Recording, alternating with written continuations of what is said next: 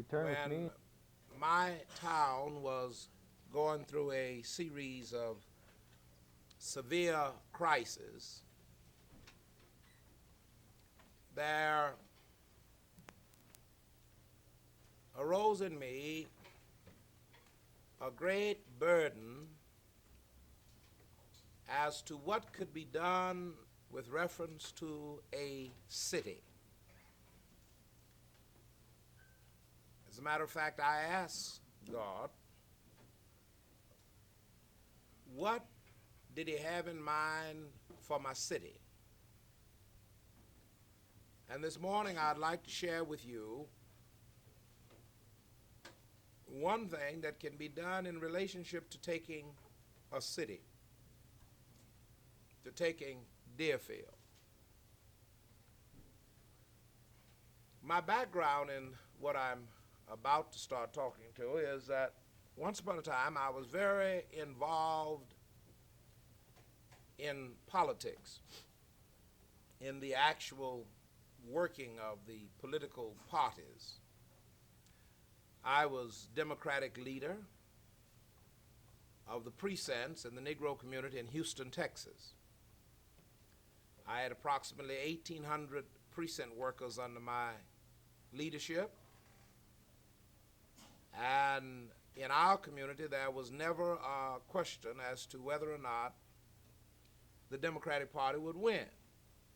It was a question of by what percent, whether it would be 98, 99, 97, but never a question of whether we would win, because we had possibly one of the greatest political machinery other than the Dawson machinery of Chicago, than any other daily machinery, than any in the country. We could turn out the votes. And so with my town blazing, and with all kinds of isms coming in, isms that should be wasms, I cried unto the Lord as to what could be done. The simple answer that I received was whether or not I was Edward Hill, who used to live in Houston, Texas. And I said yes. I said yes. And the other answer, a question was, didn't you used to work in the political Democratic Party in Houston? And the answer was yes. And that's all I received. It went blank. And then after much prayer, I began to see what the Lord was saying to me. He was saying that there was a time that you knew full well how to organize and reach a community for the Democratic Party. And how is it now that you don't have the same kind of understanding to reach a community for me? It was that insight that led us into the organizing of the World Christian Training Center. The World Christian Training Center is an effort that will result in victory and has resulted in many victories, where we have organized our community block by block. And incidentally, that's the name of the book that I'm writing, one of them. Block by block. Now, to make it short, South Central Los Angeles is about 20 blocks wide, bounded by the Harbor Freeway on the west, downtown on the north, Compton on the south, cities of industry and Alameda Street on the east. It's about 20 blocks wide and about 200 blocks long.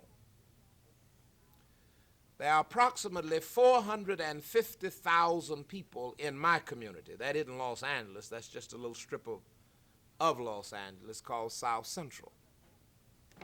There are 450,000 people, and of that 450,000 people, approximately, I would say about 91% now. When you were there, it was about 97%, but we have dropped now to about 91% of my community are Negro people.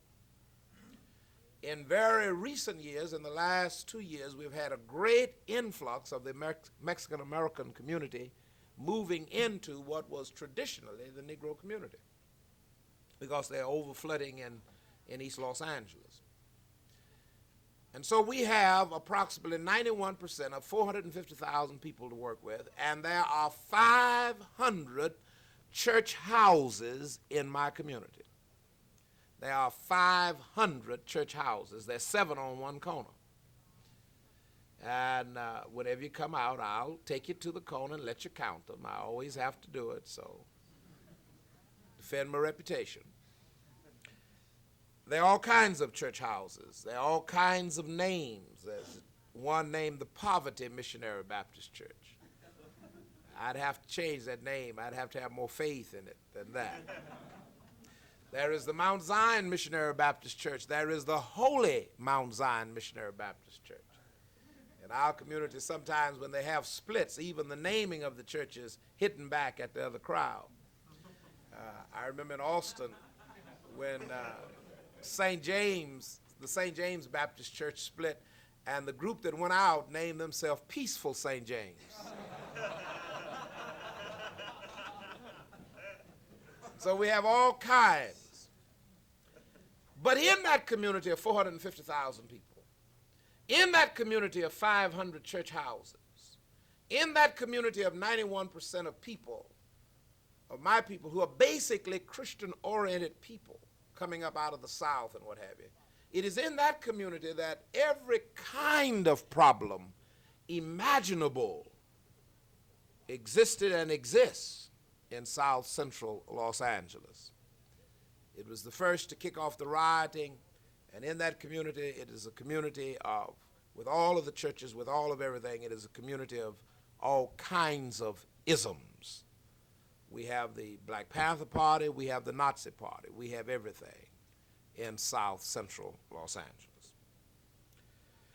Now, our efforts began when we established what is known as the World Christian Training Center right in the heart of South Central Los Angeles, and it's patterned very much like the efforts that I led in Houston for the Democratic Political Party.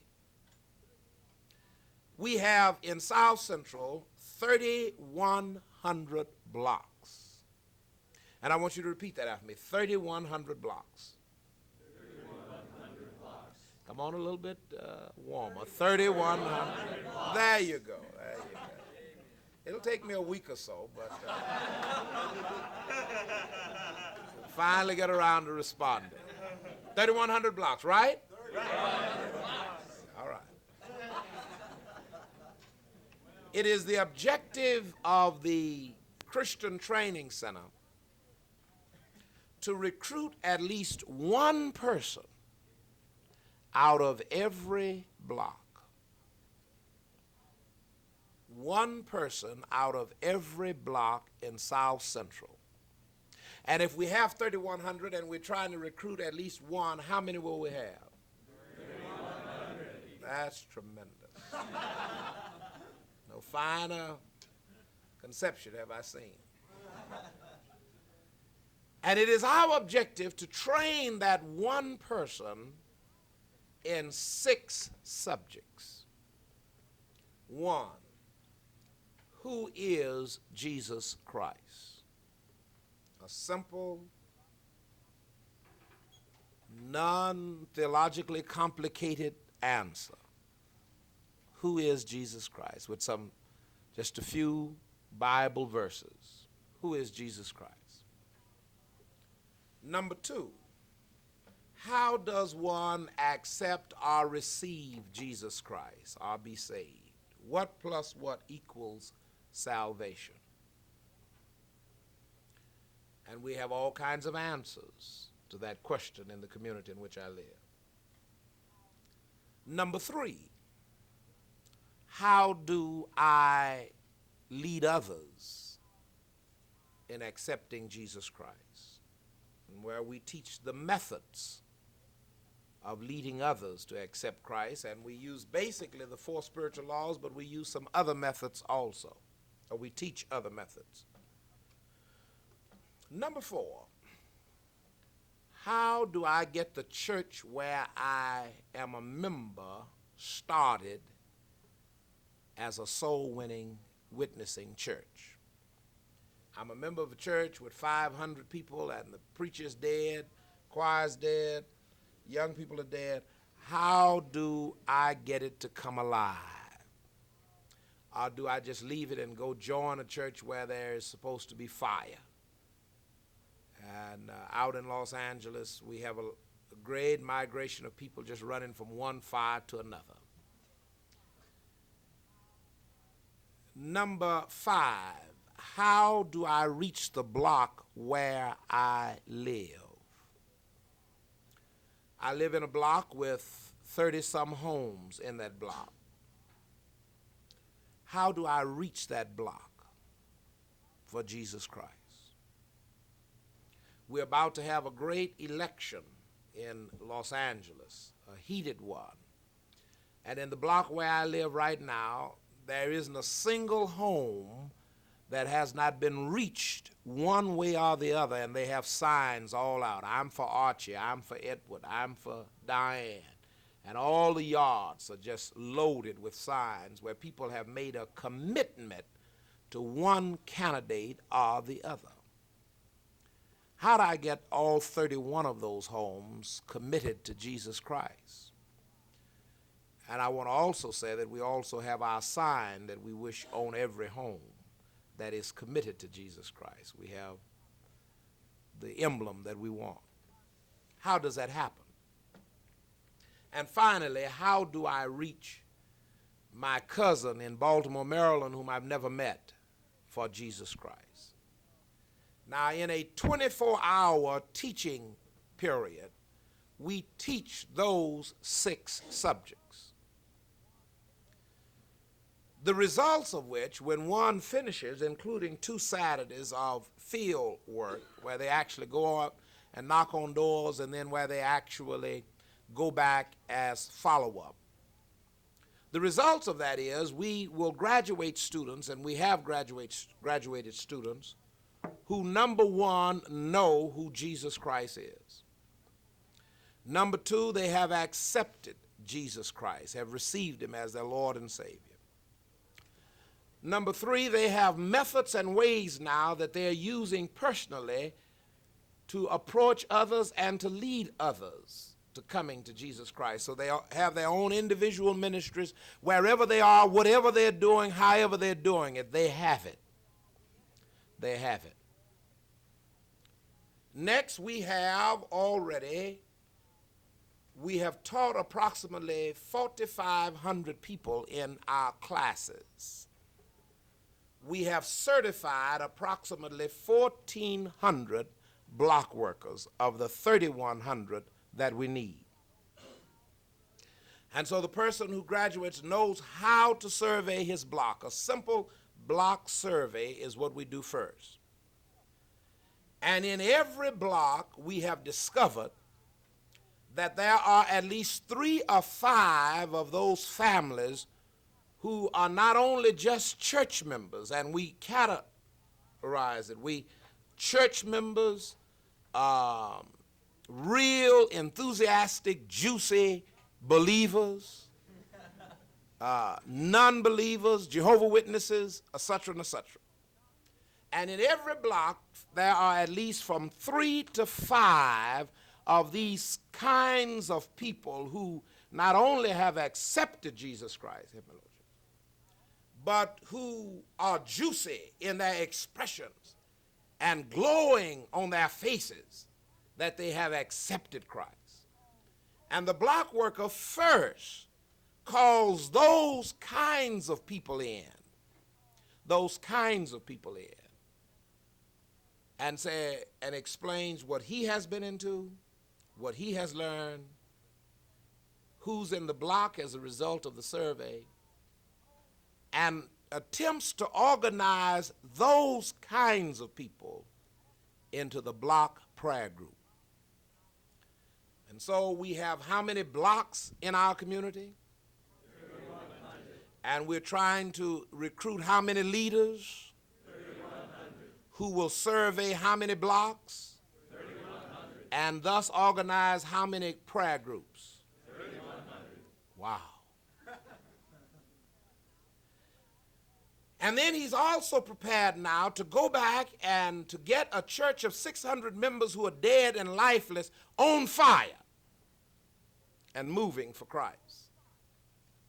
The Rose of Sharon Missionary Baptist Church was such an example where the pastor of the church came in, some 6 years ago or more when we first got started, and said to me, Brother Hill, I'm throwing in the towel. I've pastored a small storefront church for the last 10 years.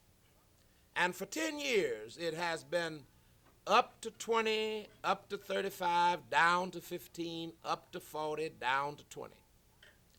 And my wife's tithes and my tithes, we keep it going. We rent the building, and we gather about 20 or 30 people maybe on Sunday.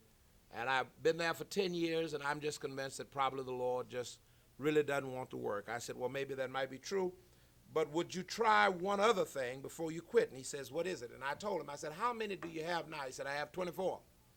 I said, how many of those 24 could you get to come and take some training for 6 weeks, 2 nights a week? He said, I'll dismiss everything. All 24 of them will come. And, well, he brought actually about 20. And for 6 weeks, those 20 people were very, very dutiful. They came, they sat, they listened, they were enthused, they learned. And to make a long story short, in 3 years, instead of closing, that church at the end of 3 years had 314 members. They have bought a whole block.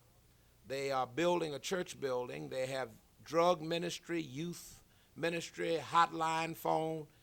I imagine it's up around 400 members now. He's quit his city job to be full-time pastor of the Rose of Sharon. 6 weeks investment in study, 6 weeks investment in learning how and learning some tools has redeemed the hopes of a pastor and has built quite a great congregation. Then, and so it is our objective to plant in every church in South Central Los Angeles to discover a nucleus of people in every church house in South Central and cause that nucleus to turn that church into a witnessing, soul-winning church. Now, if we find a church that does not have even one person that looks like or that's interested in soul winning, then we are prepared to plant people in that particular congregation who can in turn turn that church around. Because it is my earnest conviction that it's a warfare. It's not just a nice little situation that's going on. We are at war. And if we run into a congregation that is so liberal until they don't even believe Jesus ever lived, we won't close it down. We'll plant a group in there and let that group in turn bring it alive to Jesus Christ.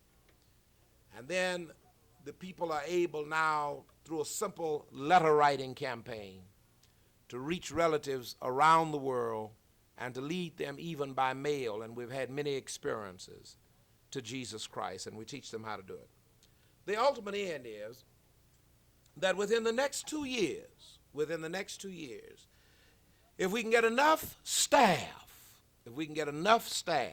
if enough students from Trinity College, graduates of Trinity College, will come and join our staff, if we can get enough people, within the next 2 years, we will have how many blocks in my community? 3,100. Under spiritual leadership. And those 3,100 blocks will have a total of how many prayer groups? 3,100. And the 500 church houses will have nucleuses of people leading that congregation to become a witnessing congregation. And the people whom we have reached will be writing their families all over the world, leading people to Christ. And at that point, I refuse to draw the line and try to come up with any statistics. Because when 3,100 blocks of my community come under spiritual leadership, and when 3,100 blocks in my community have a prayer group in every block, praying together, when every sinner who lives in South Central Los Angeles has a prayer block group praying for it, witnessing to it, doing what we've taught them how to do. Good morning. God loves you. Let me help you with that.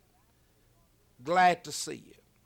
We have actually experienced people moving out of blocks as a result of that type of activity going on. But that's no particular problem, because a block leader, as soon as somebody moves out of his block, must call the Christian Training Center and say he's moving. And he's moving to such and such a street. And then we notify the block person over there. And the minute he gets there, good morning, God loves you, let me help you unload.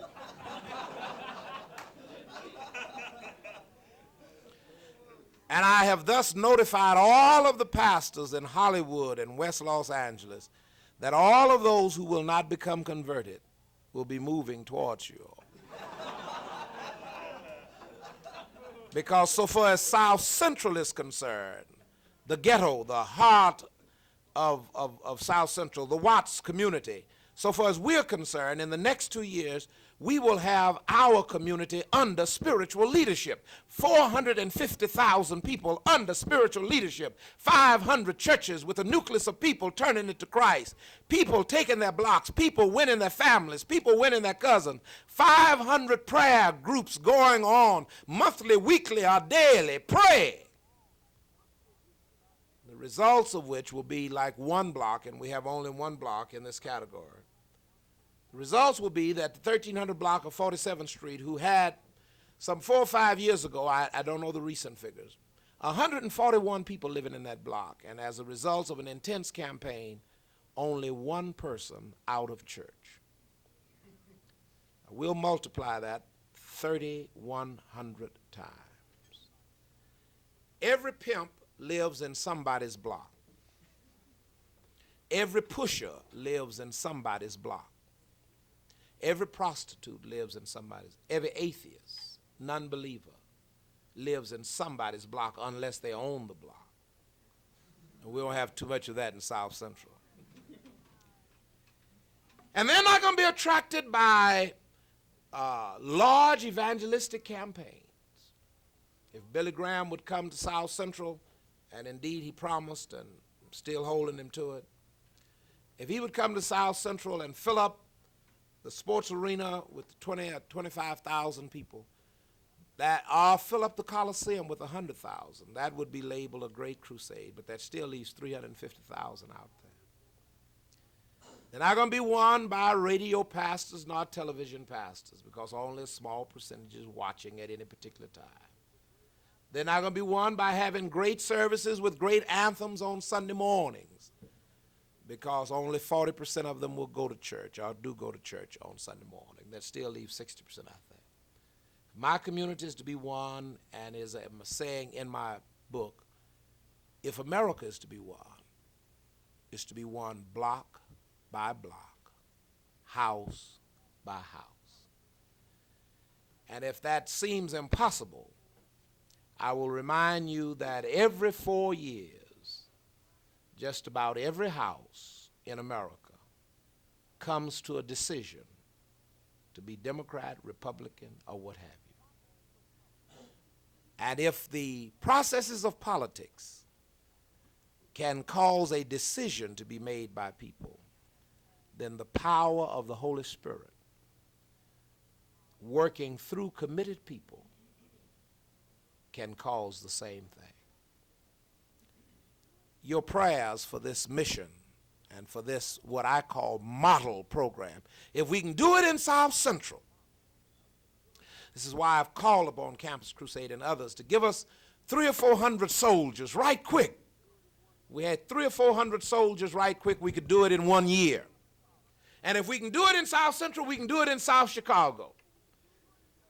And if we can do it in South Chicago, we can do it in New York, not only block by block, but apartment house by apartment house. And the students of Trinity can right now, Trinity Seminary can right now decide to do it in Deerfield. Because if every student of this seminary adopted a block in Deerfield, you'd almost cover the town. And why don't you do it? As I challenged Wheaton College, with the 1,500, 2,000 students at Wheaton, why should there be a lack of knowledge as to whether that person in that house and that block knows the Lord? It ought to be an automatic thing that as you enroll in school, you're assigned a block. And bring that block to Jesus Christ. Pray for our efforts. Are there questions? Yes. What kind of opposition do you come up against? Every conceivable opposition. When we first started out, we could not move because all of the other pastors said it was a Hill takeover. It was Hill. On the secular side, I was getting ready to run for Congress under the disguise of organizing prayer groups. These prayer groups would be my political groups, and I would run for Congress. Well, I think about 5 races have gone past me, and I've caught up with what I was running for, and that's a good church. Second of all, on the religious side, many of the pastors said it was a Hill takeover. And he was trying to get all of the 450,000 people into the Mount Zion Missionary Baptist Church, block by block. I'm a lazy pastor. I like to preach to everybody, but I don't want to pastor that many people. Then it was an ultra-conservative movement, lack of social concern. It didn't have a social aspect to it. We have social aspects to it, but it's not first base. And so we had, you name it. But, hey, when you notify Satan that you plan to take Los Angeles, South Central, don't be surprised if he summons all of his leading demons to conference and to try to stop that movement. So, man, I could start crying right now and cry the rest of the day with what I've been through personally, trying to get the Christian Training Center. I could start crying right now with what I've been through with my white evangelical friends trying to get help. Man, I could just start crying. I know I have friends who have millions of dollars available who I haven't been able to get to give hundreds of dollars. And those same friends have spent $500,000 on retreats. If we could just get $250,000, we could accomplish it in 2 years.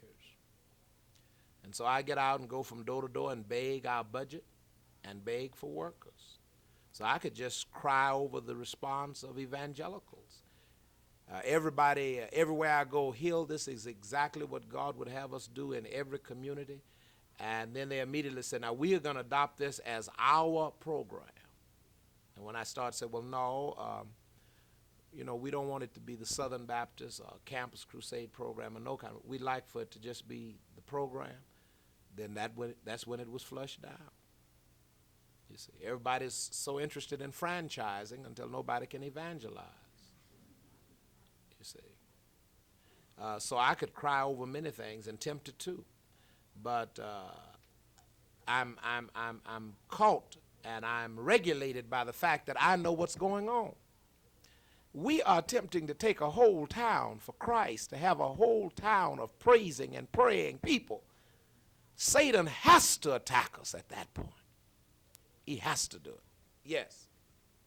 Your fourth point, Raymond, how do you get the other community churches to come alive through your infiltration?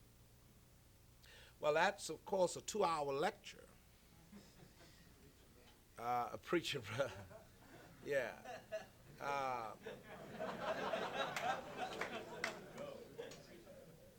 I would, yeah, I would simply say that our lesson starts with the fact that there has to be somebody in that church who is convicted and who has faith that that church can come alive. Now, that has to be that one somebody. It doesn't have to be the pastor. Now, that one somebody must pray mightily for the pastor, because the pastor is a key. But you don't have to get rid of him. He too can come under the spell, you see.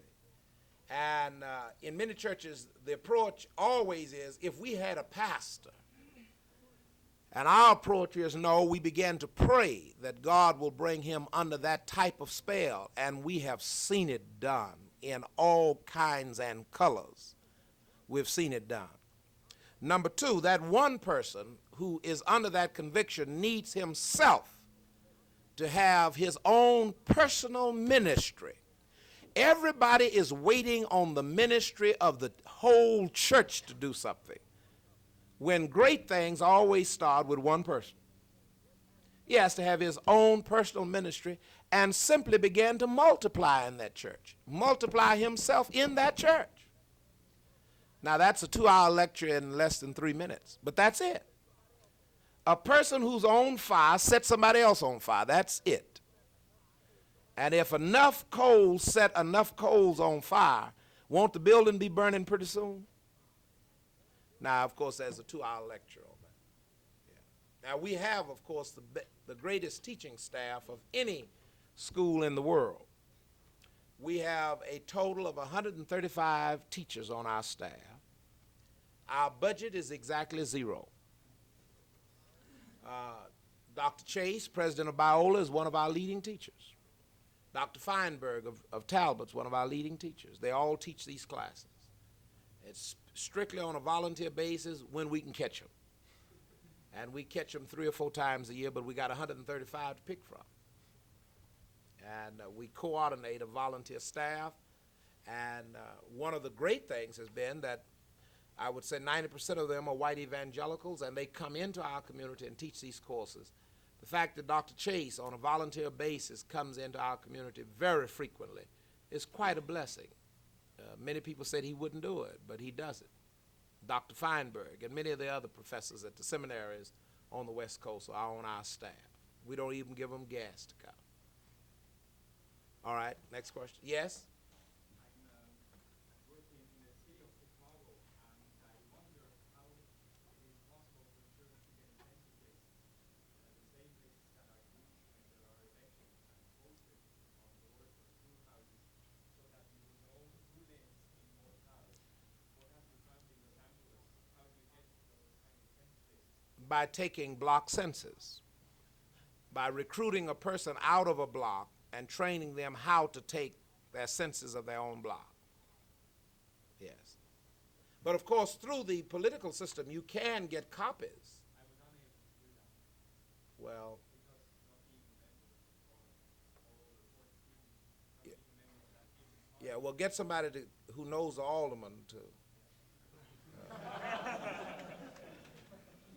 who's a voter. Yeah. Yes. In your opinion, how much authority can the pastor exert over this congregation without becoming a one-man show? Well, of course, I speak now from a different culture. He can exert complete authority, and that's what they say I do. Complete authority. I don't think there's any question. You were at Mount Zion for how many months? About 3 months? I don't think there's any authority question there, is it? All of the white people who come to our church are amazed. I don't even think amazed, I'm shocked. But then when one has that kind of authority, he must couple it with the awesome responsibility of such power and authority. And the one who has such authority must quickly distribute responsibility. He can concentrate power, but distribute responsibility. So that in the 17 years that I have been at Zion, I have never told anybody I'm the pastor. And I've never told anybody that I have the authority. But everybody seems to find it out. And we have no real serious problems along that line because even though from an authority point of view, somebody may rightfully suggest that I'm a dictator. And I don't argue with that point. But on the other hand, I think when one has nearly 80 committees, 30-some auxiliaries, 70-some Sunday school classes, it's not exactly a one-man show. Do you see? All those committees do report to me eventually. Yes. How do you coordinate the leadership of the block prayer groups, particularly when you're dealing with members of other local congregations? We do it by directors of activity. For instance, if you would come and volunteer 2 years right now at the World Christian Training Center, we're in need of 19 more directors of activity. And we give each director of activity 100 block workers to coordinate them, to inspire them, to motivate them to go ahead and do what they have been trained to do. Yes? How do you handle church discipline? Is that through a structure or through the church itself? When you said disciplined, if a member needs to be disciplined, that's basically, in my church, that's basically the pastor's responsibility, unless it gets to a point where that member needs to be the right hand of fellowship withdrawn. We're not seeing that very much these days. As a matter of fact, there may be, as you know, across the nation, a breakdown in discipline. But basically, that would, first of all, be a pastor's responsibility. Yes?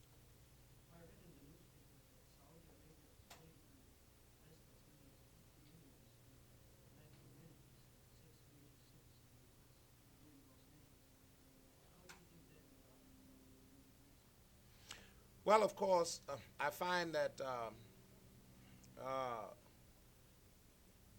it would certainly be a welcome. It would create in my community something that I'd like to see, and that is competition to the Jewish money. My community basically has looked to the Jewish community for funding in terms of loans and in terms of houses and what have you.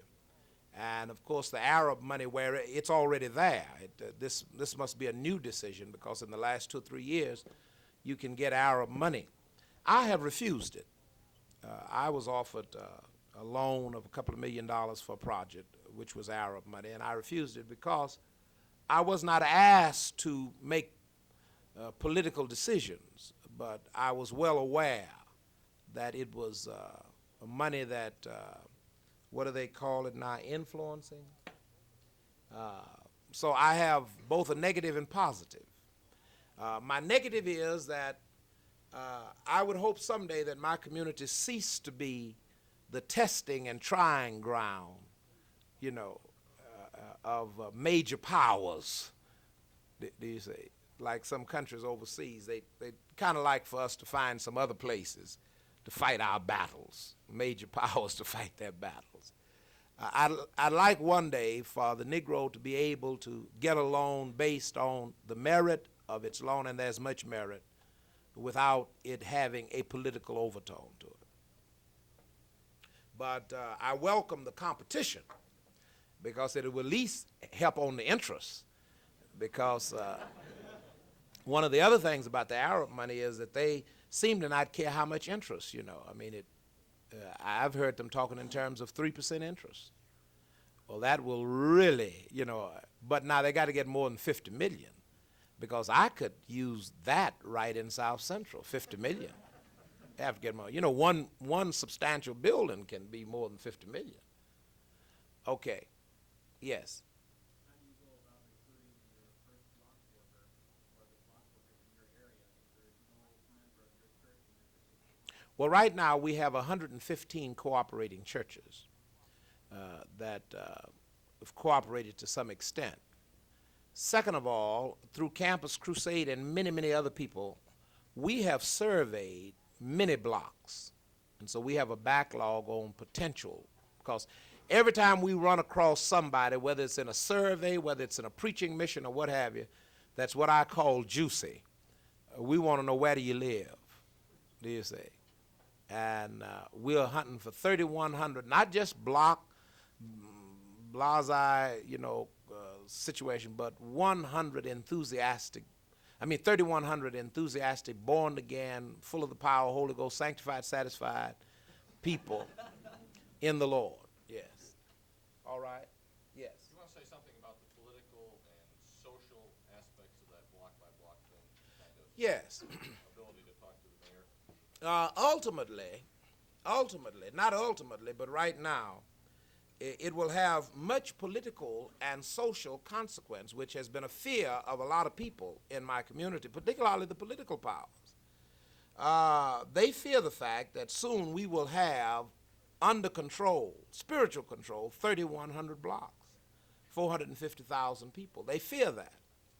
I pledge my own self, and I would hope to so structure it that if something would happen to me, when something happens to me, the Lord calls me, that it will continue in the same way, that our main interest is the spiritual basis. However, but when you organize a people like we have Sister Booth on 47th Street, they have a group of people who meet every Saturday for prayer, 20 of them.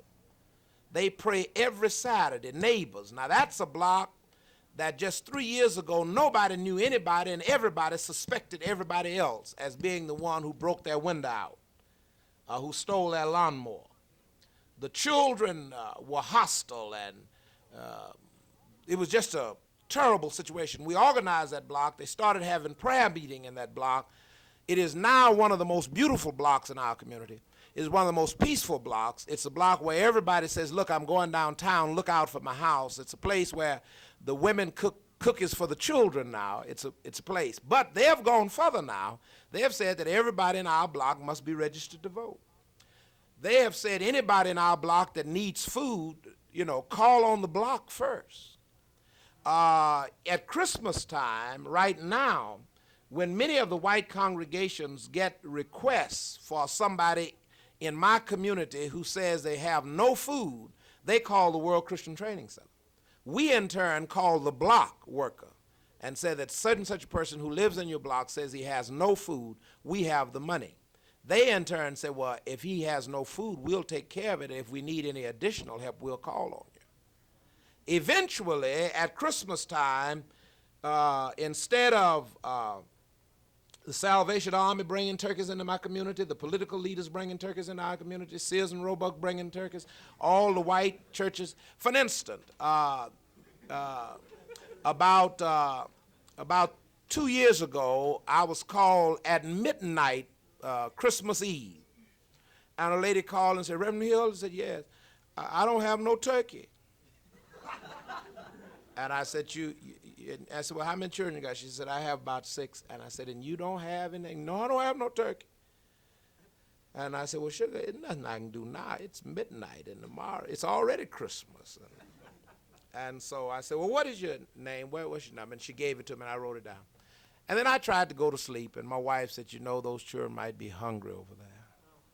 And we have a turkey downstairs that we're not going to use because we're invited out. Why don't you take that turkey on over?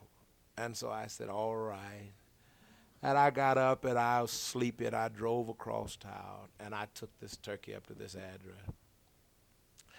And I finally got to the door, and I opened it.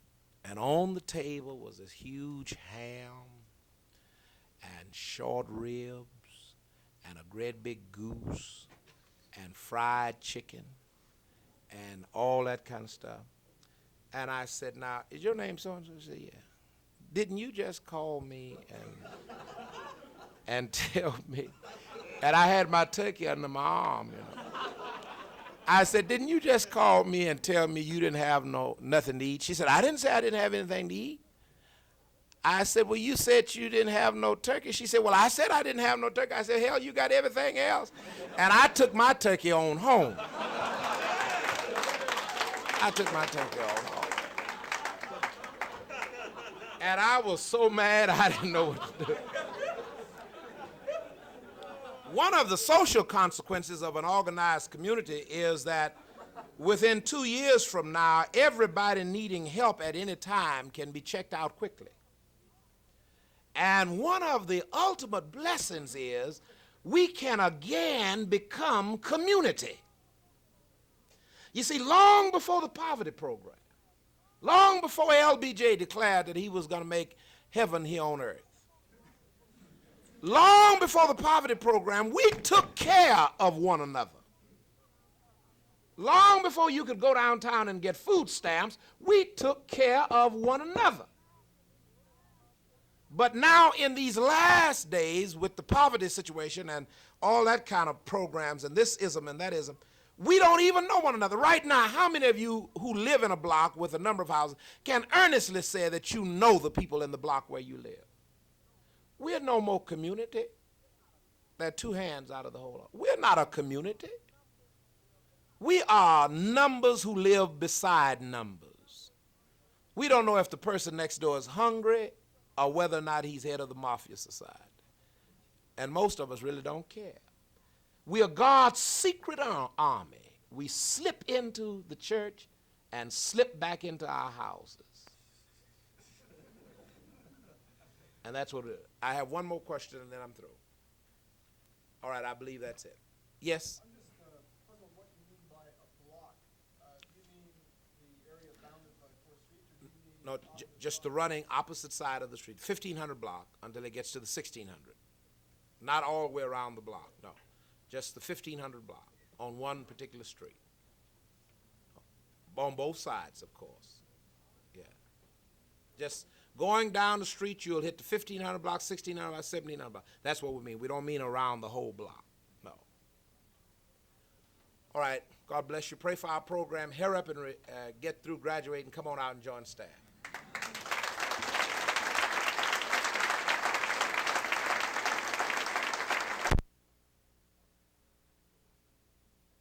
And when he speaks, the demons come out. So the report of Jesus was well spread about. Centurion is aware of Jesus as teacher and miracle worker, at least from the reports, if he has not observed him firsthand. But we run into a problem. It's not just the external situation which determines the centurion's faith. We see in Nazareth, where Jesus was born and raised, that Jesus could not work any work of wonder among the people because they had no faith whatsoever. They rejected him. Nazareth was only a few miles from Capernaum on Galilee. So there must be a difference somewhere. And I would say that the difference is basically in the person, the centurion. Let's look at the centurion. He was a man who had an accurate assessment of himself. He, it says in Luke 7, was a man in a position of authority, and he was able to give orders, and his underlings carried his orders out. He was able to receive orders, but he was a humble man. He was not a doormat humble man. He was not wishy-washy humble, but he was competent in his position of authority. Are we able to accept Jesus' lordship in our lives as was the centurion? The centurion's friends addressed Jesus as Lord, a highly unusual title for a Roman to give a non-Roman, especially in a military situation. How is it in our lives? Are we able to accept Jesus' lordship in situations that are unacceptable to us, and in situations where our patience is tested? Do we have perhaps a professor who's unfair in his workload or his grading standards? If we're not able to change the situation legitimately, our response should be what? Humble submission to the Lord's providence and trust for his sufficient grace in the situation. How do we evaluate Jesus? We are called to recognize his authority in our lives and to trust in his promise to work good out of the situation. This study of the ways in which the worth of the centurion was evaluated has shown us how our self-worth also may be evaluated. In the categories of evaluation that we hold, which includes our existential commitment, our working out of what the categories are, and then ultimately our evaluation of Jesus as Lord, we can determine both our relative and our absolute self-worth. What is a man worth? Jesus marveled at the faith of the centurion in action. Will he marvel at our love and perception as we determine our self-worth this week?